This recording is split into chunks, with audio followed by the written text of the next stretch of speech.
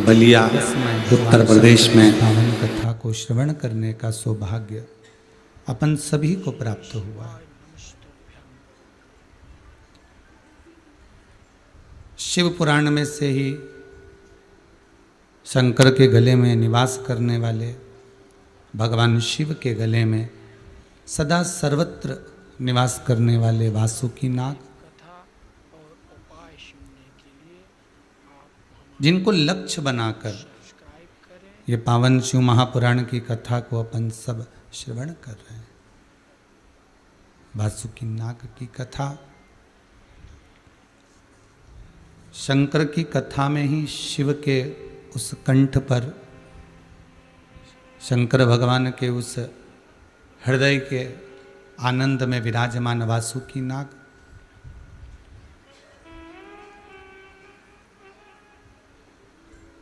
जिसको एक क्षण भी, एक पल भी भगवान अपने से दूर नहीं करते।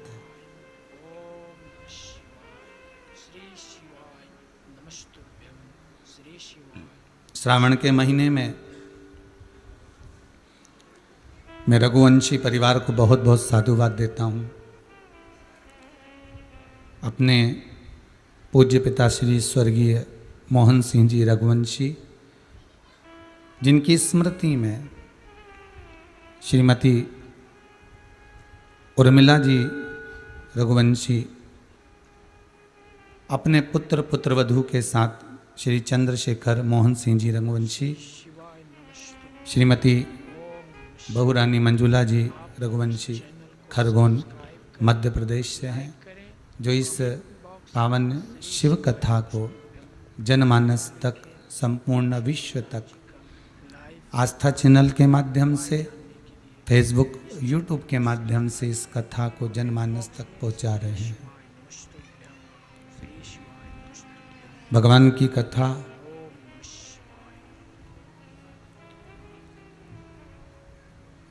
भले रघुवंशी परिवार कथा करवा रहा है,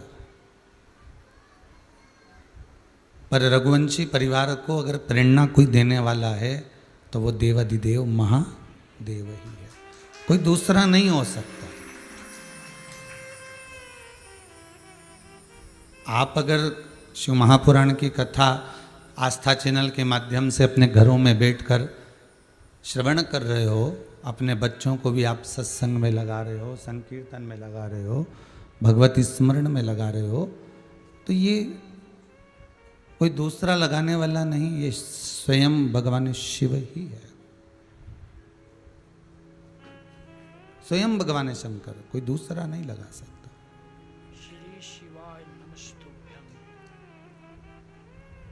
और जब तक वो करुणा ना करे, जब तक वो कृपा ना करे, जब तक वो दया ना करे, एक पग भी चलना, हम सोचें कि भगवान की चौखट तक पहुंच जाएं, भगवान के दरवाजे पर पहुंच जाएं, पर एक पग भी चलना बड़ा कठिन है।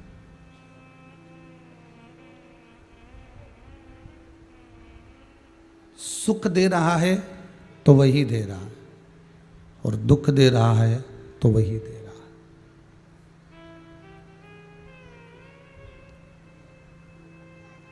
मेरा भोलेनाथ, मेरा शंकर, मेरा त्रिकालदर्शी, मेरा कैलाशी, मेरा विनाशी, मेरा शिव,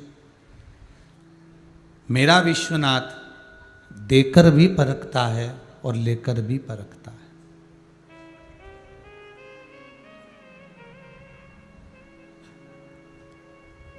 आपको वो दे भी रहा है तो देकर परखता ये है कि ये भगवत भजन में लगा है कि नहीं लगा, ये स्मरण कर रहा है कि नहीं कर रहा, ये नाम कीर्तन नाम जाप में डूबा है कि नहीं डूबा है, वो देके भी परख रहा है। और लेने के बाद भी वो परखता है कि मान लो मैंने इससे छुड़ा लिया, इससे मैंने कुछ खींच लिया, इससे मैंने कुछ ले लिया, फिर ये मुझे भजन करना छोड़ा तो नहीं है, कहीं दूसरी जगह भटक तो नहीं रहा है, संसार सागर में कहीं यहाँ वहाँ जा तो नहीं रहा। दुनिया के लोगों की एक आदत रहती है, यहाँ से काम नहीं हुआ वहाँ चले गए, वहाँ से काम नहीं हुआ वहाँ चले गए, वहाँ से काम नहीं हुआ फिर कहीं चले गए। आखिरी में वो जाते जाते जाते जाते जाते जाते फिर किसी अन्य धर्म में पहुँच जाते,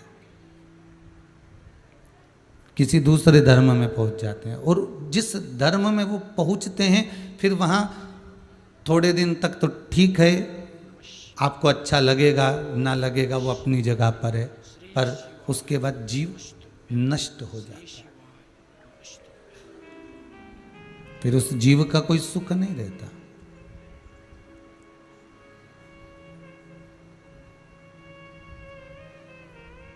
हिंदू धर्म को छोड़कर जिस धर्म के अंतर्गत स्वयं राम जी महाराज प्रगटे हैं, जिस धर्म के अंतर्गत स्वयं भगवान कृष्ण प्रगटे हैं, जहाँ स्वयं परमात्मा का निवास है, ऐसे हिंदू धर्म के भीतर अगर हमारा जन्म हुआ है तो भगवान को बहुत बहुत धन्यवाद देना कि तूने अच्छे धर्म में हमें पैदा किया। इस धर्म के अंतर्गत हम किसी की बलि नहीं चढ़ाते, इस धर्म के अंतर्गत हम किसी को हम अपयश नहीं देते। आप इस चैनल को सब्सक्राइब करें, लाइक करें, कमेंट बॉक्स में श्री इस धर्म के अंतर्गत हम दिन रात भगवान का भजन करते हैं, स्वयं भी करते हैं, लाइव कथा और उपाय स्वयं भी जप रहे हैं, और हम दूसरे को जपाने का मौका भी दे रहे हैं कि आप जपो, आप भजन करो, आप कीर्तन करो, आप नाम जाप करो, आप मंत्र जाप करो, आप स्मरण करो, आप भगवान की भक्ति में डूबो।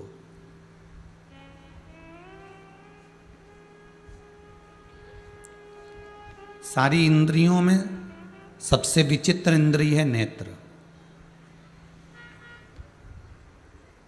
और ये नेत्र रूपी जो इंद्रिय है ना, ये किसी न किसी रूप में हमको भटकाने का प्रयास करती है, और जब ये इंद्री भटकाती है तो मन को भी विचलित कर देती है।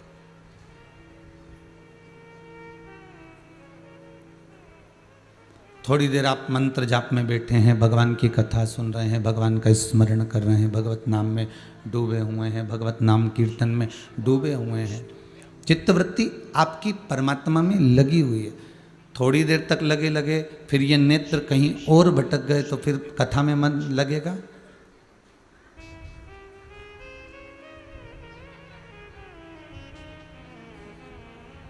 एक श्रवण, एक नयन, तीसरे नंबर पर है ये मुख, ये तीसरे नंबर पर आ गया।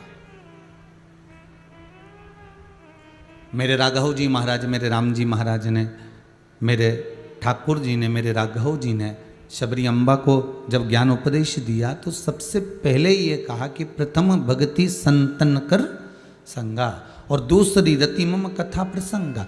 संतों के सानिध्य में पहुंचकर कुछ सत्संग किया जाए।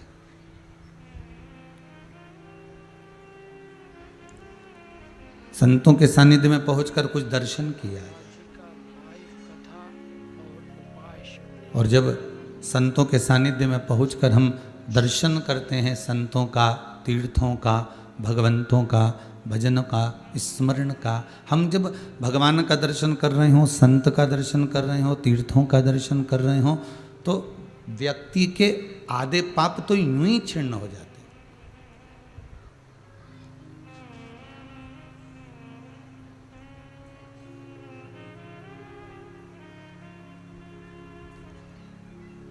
ना जाने कितने पाप तो व्यक्ति के यूं ही चले जाते। और जब दर्शन मात्र कर लिया तो अब गुरु के जो शब्द हैं उसको श्रवण किया जाए। वेदों के जो शब्द हैं, शास्त्रों के जो शब्द हैं, उनको हम श्रवण करें और परमात्मा को अपने भीतर उतारें। एक नयन, एक श्रवण, ये परमात्मा को अपने भीतर उतारने का एक बहुत सुंदर भगवान ने एक लक्ष्य निश्चित कर दिया है, कि एक तत्व निश्चित कर दिया है कि आप इन नेत्रों के द्वारा, आप इन भगवान के श्रवण के द्वारा आप भगवान को अपने भीतर उतारो।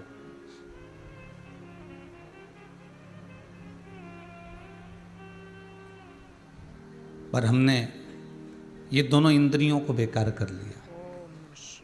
कि नेत्र दिए रे तूने दाता बन कर, कभी नहीं दर्श कियो, दयालु मैंने अवगुण बहुत कियो। श्रवण दिए रे तूने दाता बन कर, कभी नहीं सत्संग कियो, दयालु मैंने अवगुण बहुत कियो।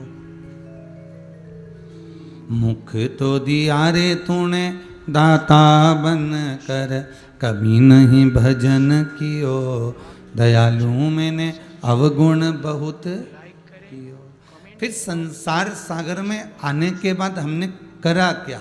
तो इस संसार सागर में आने के बाद हमने एक काम करा कि कोरा कोरा कागज काली काली शाही, 10 को 20 कियो, दयालु मैंने अवगुण बहुत कि इस संसार सागर में जन्म लेने के बाद, ये मानव का शरीर मिलने के बाद, ये मनुष्य की देह मिलने के बाद में हम परमात्मा से केवल हमने कुछ मांग कर एकीकृत किया,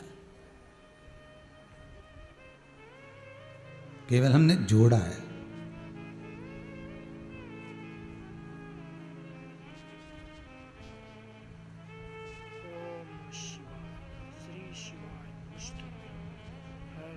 बहुत अंतर है महाराज।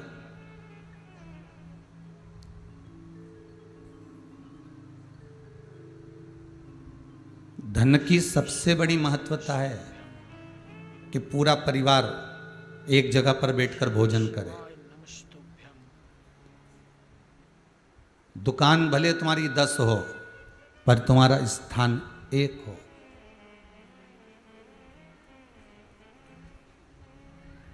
दुकान भले तुम्हारी 10 हो, पर जहाँ भोजन करने के लिए जब आप बैठे हो, भोजन करने के लिए आप जब विराजमान हो, तब एक सारा परिवार एक साथ बैठकर, सारा कुटुंब एक साथ बैठकर, सारा परिवार एक साथ बैठकर भगवान का भोजन, जो प्रसाद है ठाकुर जी का भोजन प्रसाद है, उसको ग्रहण कर रहे हो।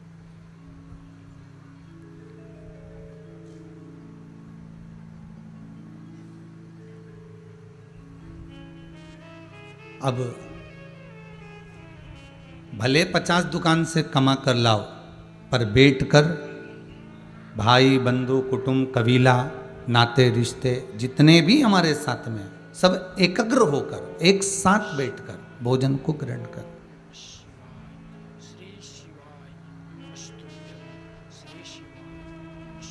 शिव महापुराण की कथा बड़ी सुंदर भाव व्यक्त करती है, शंकर की कथा बड़ा सुंदर संवाद कहती है कि आप जायदाद भले बांट लो, प्रॉपर्टी भले बांट लो, पर निवेदन इतना सा है, पर मन मत बांटना।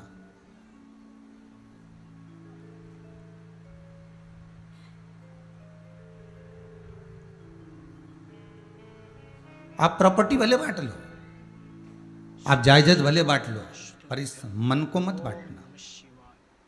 क्यों? क्योंकि मन अगर बट गया, मन अगर बट गया, तो फिर तुमने जो प्रॉपर्टी बांटी है उसका कोई मोल तत्व नहीं है, उसका कोई महत्व नहीं है। मन नहीं बटना चाहिए। इस मन को एकाग्र कर कर, मन को एक जगह पर स्थिर कर कर भगवान शिव की भक्ति को धारण कर लेना, तो ये जन्म भी सुधार लेना और वो जन्म भी सुधार लेना। मनुष्य की देह मिली है तो ये जन्म तो तुम्हारा, तुम संवारने के लिए ही तो पैदा हुए हो। अपने को जन्म मिला ही काहे के लिए? मानव का शरीर काहे के लिए मिला? ये केवल इस मानव शरीर में हमको केवल यही तो संभालना है कि ये जो पूर्व में कर कर आए हैं, तो मनुष्य का शरीर मिला है भजन करने के लिए, दान करने के लिए, पुण्य करने के लिए, सत्कर्म करने के लिए, नाम जाप करने के लिए, नाम स्मरण करने के लिए। ये मानव की जो देह मिली है, ये हमको पुण्य करने के लिए मिली, सत्कर्म करने के लिए मिली। और यदि हम इस देह से सत्कर्म ना कर पाए, भजन ना कर पाए, कीर्तन ना कर पाए, स्मरण ना कर पाए, नाम जाप ना कर पाए, तो फिर ये मानव की देह किस काम की? आज रघुवंशी परिवार में यहाँ लॉकडाउन के चलते हुए जितनी भी कथा जो ऑनलाइन हुई है उसमें से बहुत सारे यजमान कथाओं में लॉकडाउन के कारण नहीं पहुंच पाए, पर कुछ यजमान जिनकी कथा थी वो आए। जैसे रघुवंशी परिवार आया, पहले सोमानी परिवार आया था, फिर चंडीगढ़ वाला अग्रवाल परिवार आया। तो हमने एक चीज देखी रघुवंशी परिवार की, पूरी कथा के अंतर्गत इन्होंने जो कथा का रसपान किया है, इन्होंने जो कथा का स्मरण किया है, वो बड़े दिल से किया है, मन से।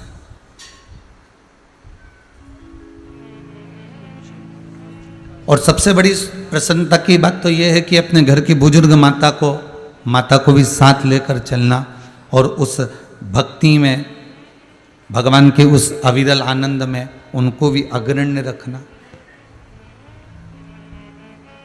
ये शिव कृपा ही है।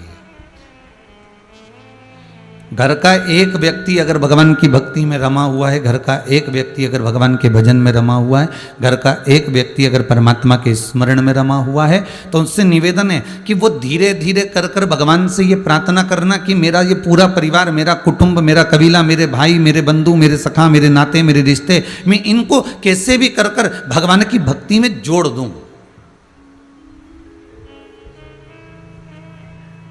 मैं भगवान के स्मरण में इनको ले जाकर छोड़ दूं। और जब हम भगवान की भक्ति की ओर आगे बढ़ें, जिस समय पर हम भजन करने बैठे, जिस समय पर हम स्मरण करने बैठे, तो चार दूसरों की जरूरत ना पड़ते हुए हमारे परिवार के व्यक्ति ऐसे हो जाएं कि जिनके साथ हम बैठकर भगवान की भक्ति में निरंतर डूबे हुए, निरंतर डूबे हुए।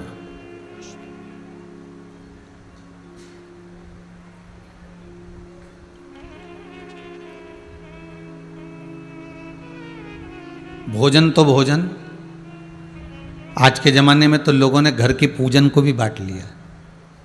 सत्यता की बात कह रहे हैं। बड़ी बहू जिस कमरे में रहती है वो सेवा अलग कर रही है, छोटी बहू जिस कमरे में रह रही है वो सेवा अलग कर रही है, मंझली बहू जहां रह रही है वो सेवा अलग कर रही है।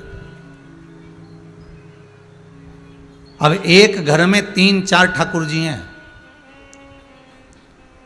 अब एक घर में 4 भोलेनाथ जी हैं, एक घर में 3-4 भोलेनाथ जी, 3-4 ठाकुर जी, ऊपर अलग हैं, साइड में अलग हैं, नीचे अलग हैं, पीछे अलग हैं। कमेंट बॉक्स में श्री शिवाय नमस्तुभ्यं जरूर लिखें। पूज्य बहुओं ने जिस भाव से रख रखा है, उपाय जाने बहुओं ने जिस भाव से विराजमान कर रखा है, हम मना नहीं करेंगे। हम कहेंगे कि बहुत प्रेम से करो, सेवा कर रही हो, आप आपके कमरे में कर रही हो, मना नहीं। आपके कक्ष में कर रही हो, वो भी मना नहीं। आप जहां जाकर कर रही हो, वो किसी चीज की आपको मना नहीं है। आप बड़े प्रेम से करो, बड़े आनंद से करो।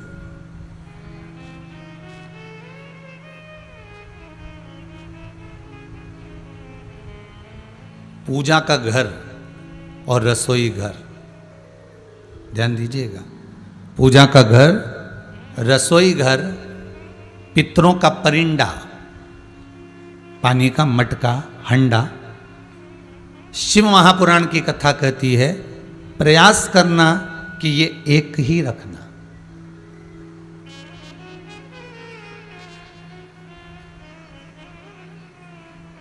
कम से कम तुम कितना भी झगड़ा कर लो, कितना भी लड़कर चले जाओ, अपने अपने कमरों में जाकर बैठ जाओ, कम से कम पूजन के समय पर जब इकट्ठी होगी तो 2 बात बोलने में तो आएगी ना। बात कब खत्म होती है? जब वो बोलने में आ जाता है कि हाँ साहब ऐसा हुआ, कोई क्षमा याचना, विनती, निवेदन, ये वो कुछ बात। अब तुमने तो कह दिया मैं तेरा मुंडा ही नहीं देखूं, और मैं तो तुझे बस देखूं नहीं, तू मेरे सामने मत आना, मैं तेरे को देखूंगा ही नहीं और मैं तेरे को देखूंगी ही नहीं।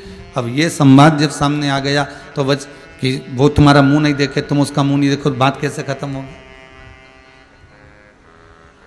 तो उस बात को भी तो खत्म करना पड़ेगा ना अपने को। पूजन का स्थान कितना होना चाहिए? 1। दूसरा, रसोई घर जम के बोलिए 1 रखो। कितना भी क्लेश हो घर में, लड़ रहे हो ना, भोजन करने जब बैठोगे ना, आपस में कुछ तो बोलना होएगा ना।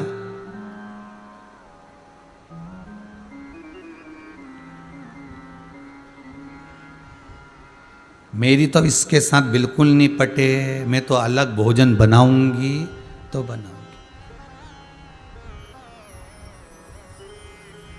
कितना सुंदर संवाद है रामचरितमानस का, जरा कभी ध्यान दीजिएगा रामचरितमानस के उस संवाद की ओर अपना स्मरण लेकर जाइएगा। माता केकई, माता कौशल्या जी के पुत्र राघव जी को, राम जी को वन भेज रही हैं।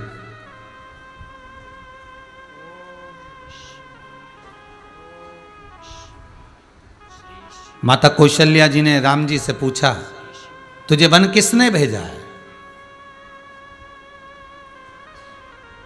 पिताजी ने। तो रुक, कौशल्या जी कहती हैं मैं भी जाती हूं, दशरथ जी को मना करूंगी वो तुझे जाने नहीं देंगे। राघव जी ने एक बात कह दी, मां वन जाने की आज्ञा पिता की है, पर माता केकई ने वचन में मांगा है।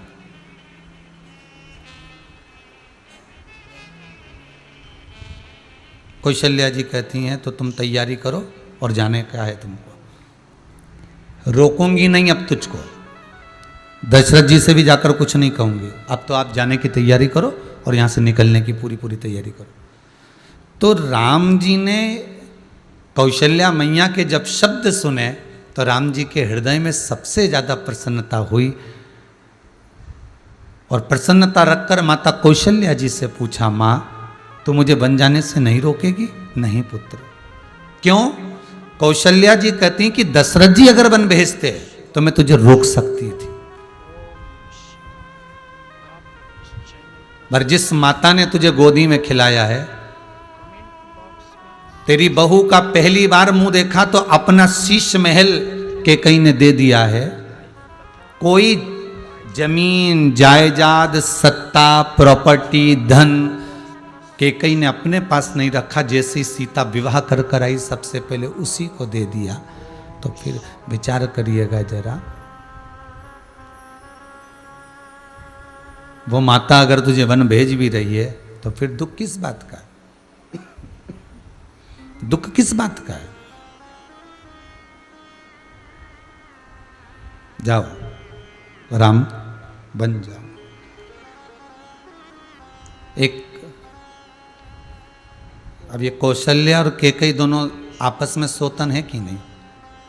ईमानदारी की बात बोलो, मन में कभी तो आया होगा ना कि ये दूसरी पत्नी है, मैं पहली पत्नी हूं, ये दूसरे नंबर की, वो तीसरे नंबर की, तो कभी तो मन में आया होगा।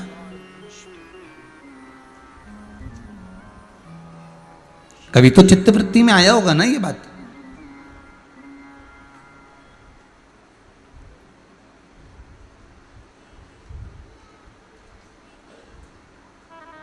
आज के जमाने में एक देवरानी के बच्चे को जेठानी डांट दे बस, तो जेठानी उलट के पलट के तुरंत कह देती, आज तो हाथ लगा लिया, आगे से मत हाथ लगा लेना, और आज तो मेरे छोरा के कह दिया है, आगे से मत कह देना। यार ध्यान रखना इस बात का। तो मुझे समझती क्या है तुरंत। अब एक केकई मैया कौशल्या माता के पुत्र को वन भेज रही हैं, जरा विचार करने वाली बात है। वन भेज रही,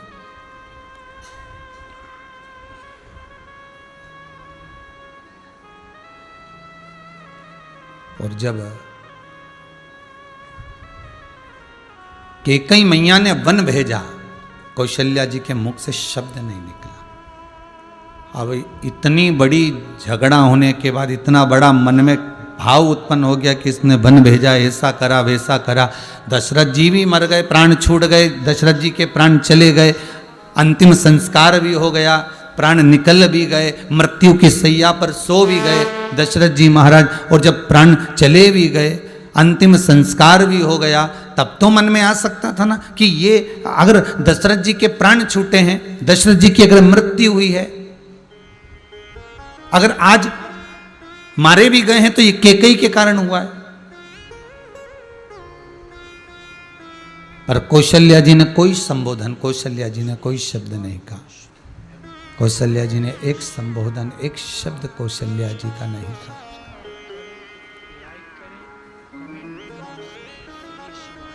क्यों? अब चाहती कौशल्या जी तो कह देती कि हमारा भोजन हम अलग बनाएंगे, रिटर्न बढ़ाइए, हमारा भोजन हम अलग बनाएंगे, हमें तुम्हारे साथ भोजन नहीं करना है, बोल देती कौशल्या जी। पर माता कौशल्या जी ने कैकेयी मैया जब अलग थाली ले जाकर भोजन करने लगी, तब कौशल्या जी ने हाथ जोड़कर कहा, कैकेयी महारानी ऐसा ना करिए, आइए आकर भोजन करिए, साथ बैठिए आप हमारे।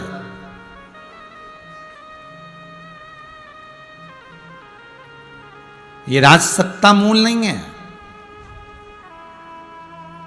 ये धन और वैभव मूल नहीं है। आपने जो कमाया वो आपके परिवार वालों ने खाया, आपने जो कमाया वो आपके पुत्र पुत्री पत्नी नातेदार रिश्तेदार कुटुंब कबीले इनने खाया। पर आपने जो कमाकर थोड़ा सा सत्कर्म करा, वो ना पत्नी के हिस्से में गया, ना बेटे के हिस्से में गया, ना परिवार के हिस्से में गया।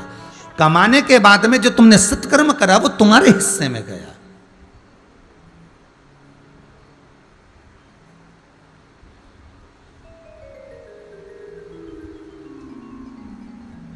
आज के जमाने में किसी को किसी से मतलब नहीं भाई, बहुत ध्यान दीजिएगा।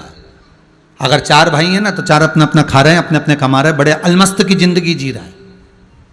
पर एक बात मन में सोच कर बैठना कि तुम अच्छे, तुम्हारी प्रॉपर्टी भी अच्छी है, जमीन भी है, जायदाद भी है, तुम खा भी रहे हो, अलमस्त रह भी रहे हो, पर एक बात तुम्हारी चित्तवृत्ति में हमेशा खटकती है कि मेरा होकर मुझसे बात नहीं कर रहा, मेरी बहू मुझे सामने देख ले तो मुंह फेर ले, मेरा परिवार का आदमी मुझे देख ले तो मुख फेर ले। उसकी चित्तवृत्ति में ये बात घूमती रहती है, उसकी चित्तवृत्ति में ये बात रमती रहती है। विचार करिएगा जरा। अब जो तुमने खाया, तुम्हारे उदर में जो गया, पेट में जो गया, वो पच रहा है क्या? इस चीज को सोचते सोचते नहीं। मंदिर एक तुम्हारे घर में होना चाहिए। 10 जगह पर भगवान को बिठाया मना नहीं है, ठाकुर जी की सेवा आप अपने कमरे में कर रहे हो मना नहीं है, पर सास ससुर एक नियम बना दें, घर का बुजुर्ग एक नियम बना दे कि ये जितने भी हैं घर में भले अलग अलग बैठे हुए हैं भगवान, तुम अपने अपने घर में जाकर कमरे में जाकर करो, पर एक समय जब सुबह का ब्रह्म मुहूर्त हो, 4, 5, 6, 7, 8, 9, 10, 11, 12 जितनी बजे घर के सब सदस्य को फुर्सत मिल जाए, तब सारे के सारे एकाग्रित हो जाओ और एकाग्रित होकर भगवान की भक्ति में डूब जाओ। एक क्षण के लिए, एक समय के लिए, एक पल के लिए, एक घड़ी के लिए, एक निश्चित समय में आकर अपन एक जगह बैठे।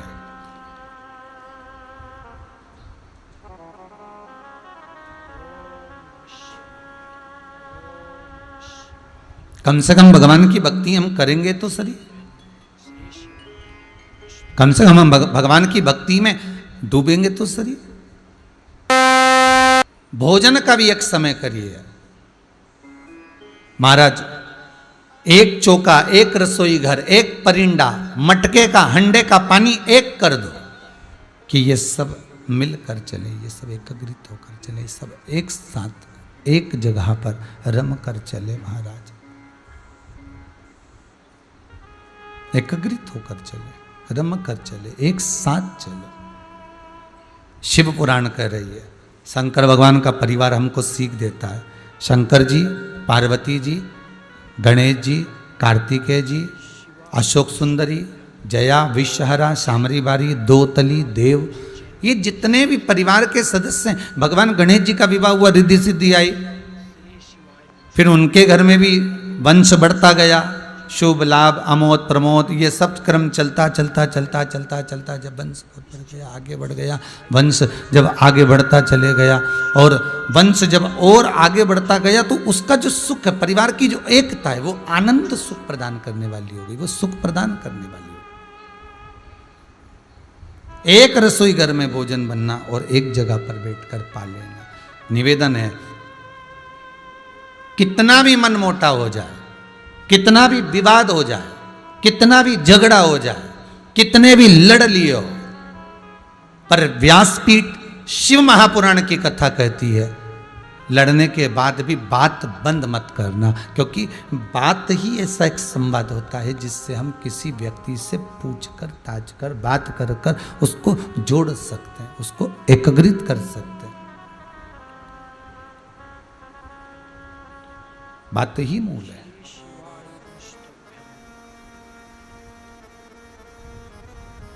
निवेदन है, बात बंद ना करी जाए।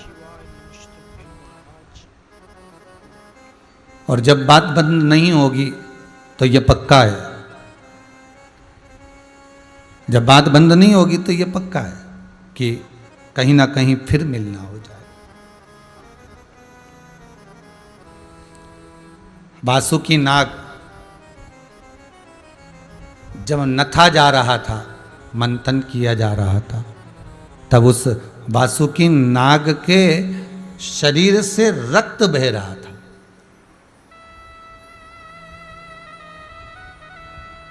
और वो रक्त जो समुद्र के अंदर जा रहा था, रक्त जब समुद्र के अंदर पहुंच रहा था,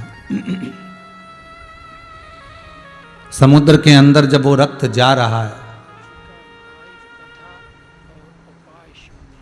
अब इधर तो देवता खींच रहे, उधर राक्षस खींच रहे, और राक्षसों के बड़े बड़े नख जिनसे वो नोच रहे हैं, क्योंकि केवल मथनी ऐसे ही नहीं, राक्षसों के नख बड़े प्रबल थे, उससे नोच कर खींचा जा रहा।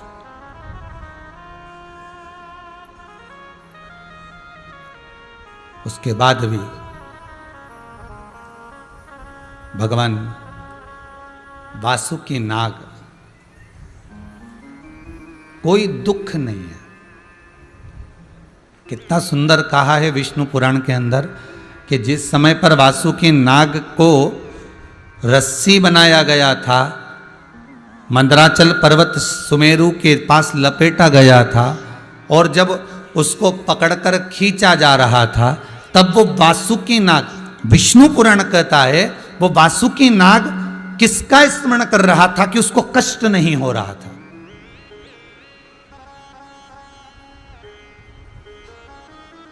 वो स्मरण किसका कर रहा था?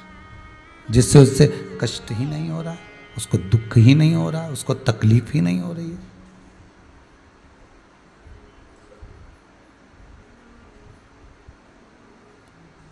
विष्णु पुराण कहती है, उस वासुकी नाग से पूछा जाए कि तुम स्मरण किसका कर रहे हो जो तुम्हें कष्ट नहीं हो रहा, तुम्हें दुख नहीं हो रहा, तुम्हें तकलीफ नहीं हो रही? तो वासुकी कहता है, मैं उस भूत भावन भूतेश्वर भगवान शंकर का स्मरण कर रहा हूं, मैं उस शिव का स्मरण कर रहा हूं। और भूत भावन भूतेश्वर जब शंकर का मैं स्मरण कर रहा हूं, तो वो शिव, वो शंकर, वो त्रिकालदर्शी, वो कैलाशी, वो अविनाशी, वो शिव, उसके एक एक तत्व को मैं याद कर रहा हूं।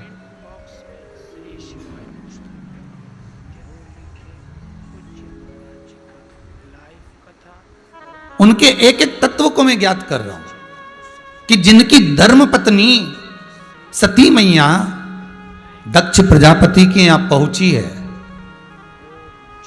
और दक्ष प्रजापति ने कितना बड़ा अपमान करा सती का कि जब हमने तुम्हारे पति को नहीं बुलाया तो तुम क्यों आई हो यहां, फिर तुम यहां किस लिए पहुंची हो? जब हमने आपके पति को नहीं बुलाया तो तुम यहां पहुंची किसके लिए हो? क्यों आई हो यहां पर, किस लिए आई हो यहां पर? सती मैया की आंखों से जल बह रहा है।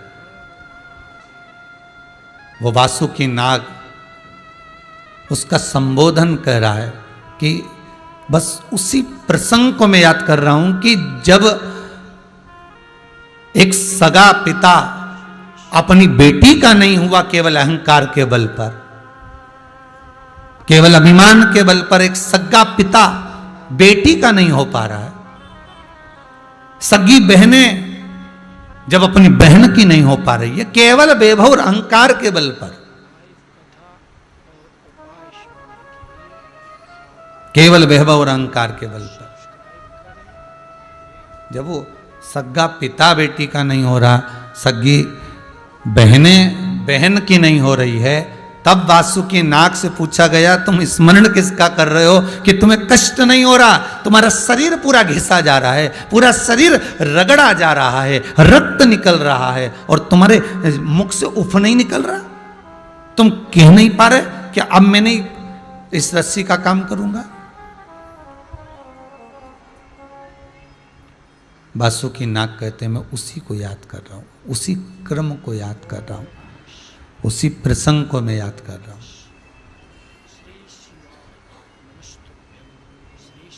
प्राण छूटते समय सती मैया के जब प्राण जा रहे थे, माता सती के जब प्राण छूट रहे थे, पिता भी वहीं थे, माता भी वहीं थी, भाई और बंधु सका कुटुंब कबीला सब कुछ वहीं था, सब कुछ वहीं।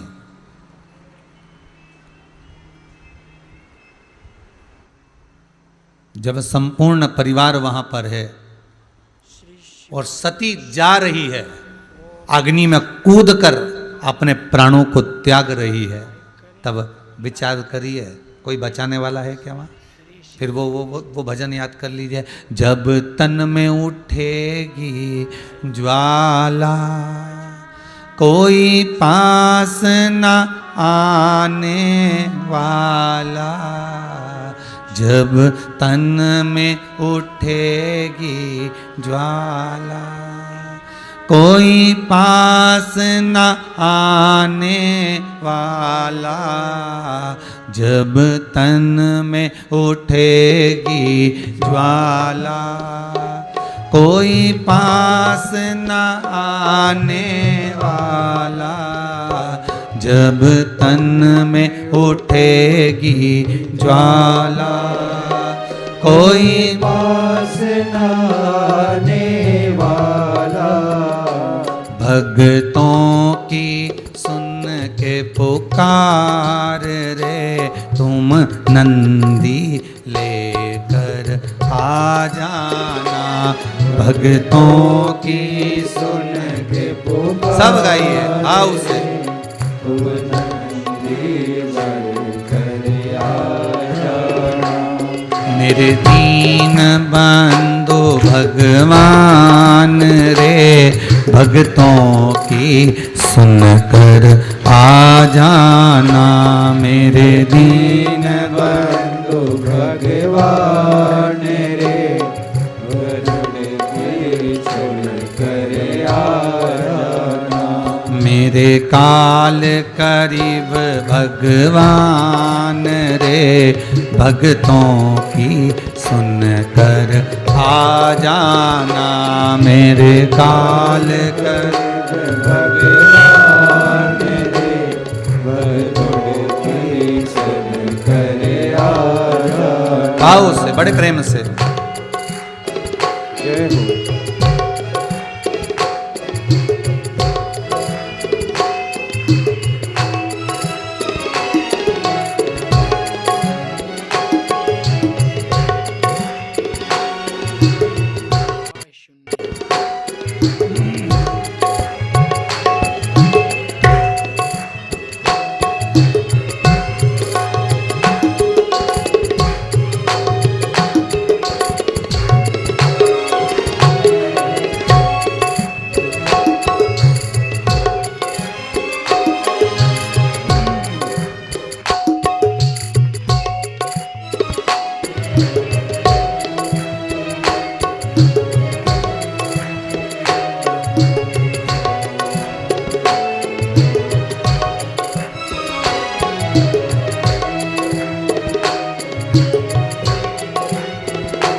भाव से प्रेम से आनंद से,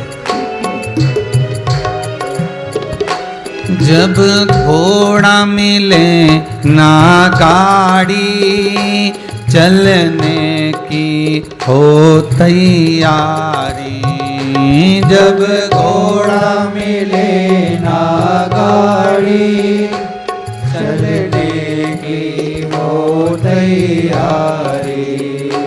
जब घोड़ा मिले ना गाड़ी चलने की हो तैयारी।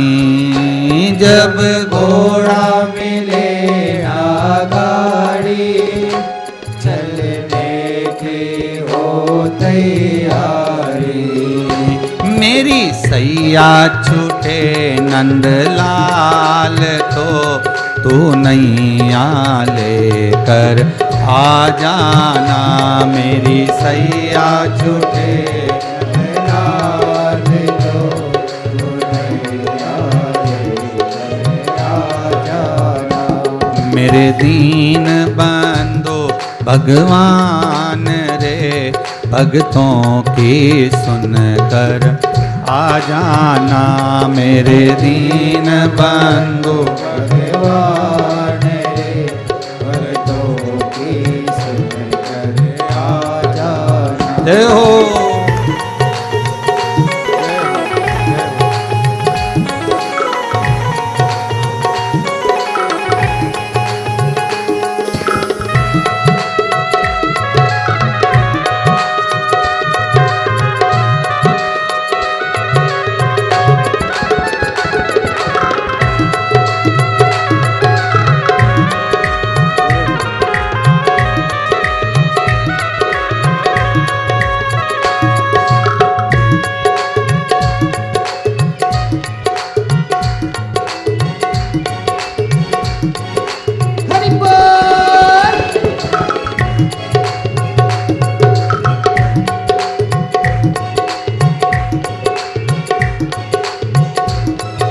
भाव से बड़े प्रेम से आनंद से ताली सेवा देते हुए जितने आस्था टीवी पर कथा सुन रहे हो, जितने फेसबुक यूट्यूब पर कथा श्रवण कर रहे हो, दोनों हाथों से ताली सेवा देते हुए भाव और भक्ति के साथ में आनंद के साथ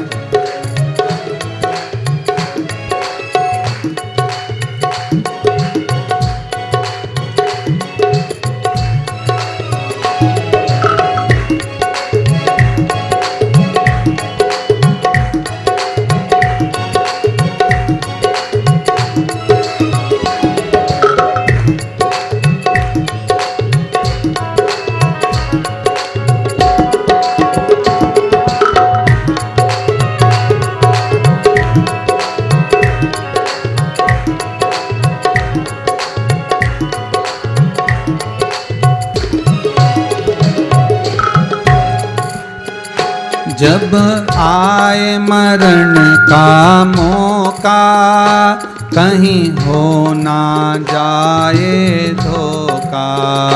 जब आए मरण का मौका कहीं हो ना जाए धोखा।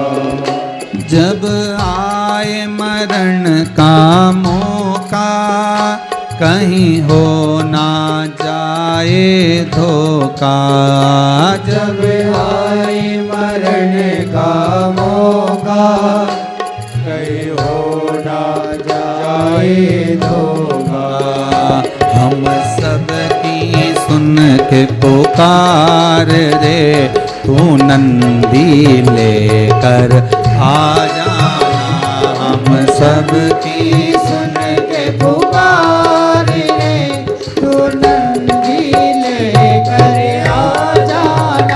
हम सब की सुन के पुकार रे तू नंदी लेकर आ जाना। हम सब की सुन के पुकार रे तू नंदी लेकर आ जाना। मेरे दीन बंधु भगवान रे भक्तों की सुनकर आ जाना। मेरे दीन बंधु भगवान रे भक्तों की सुनकर आ जाना। मेरे काल करीब भगवान रे भक्तों की सुनकर आ जाना। मेरे काल करीब भगवान रे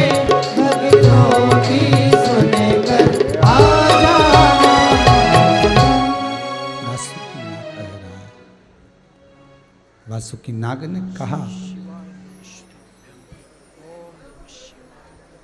पूछा किसी ने कि ये जो शरीर में इतना कष्ट हो रहा है, रिटर्न बिल्कुल सही नहीं चल रहा है, शरीर में जो कष्ट हो रहा है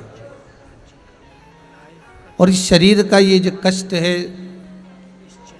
तो क्या सोच कर आप सहन कर रहे हो?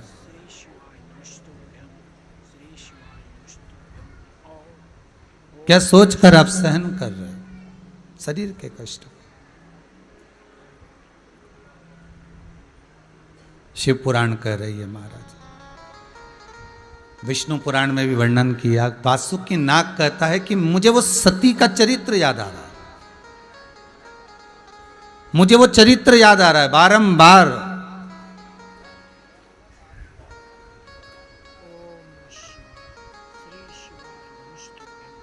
बारंबार वो चरित्र मुझे ज्ञात हो रहा है। पिता पास में खड़ा है, बहनें पास में खड़ी हैं और यहाँ तक कि माताएं सब पास में खड़ी हुई हैं, पर सती को बचाने वाला कोई भी नहीं। आखिर सती को भस्म होना ही पड़ा।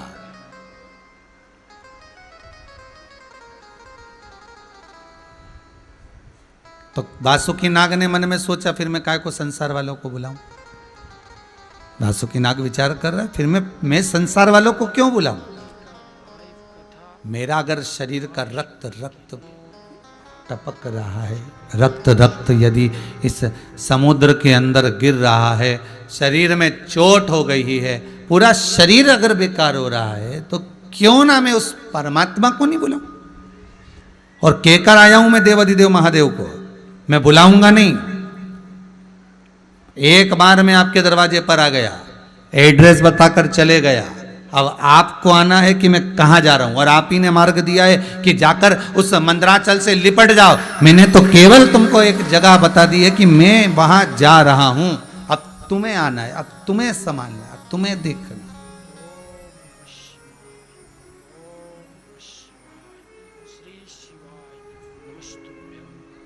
अब तुम जाकर संभालो, अब तुम्हें संभालना है वहां जाकर। तब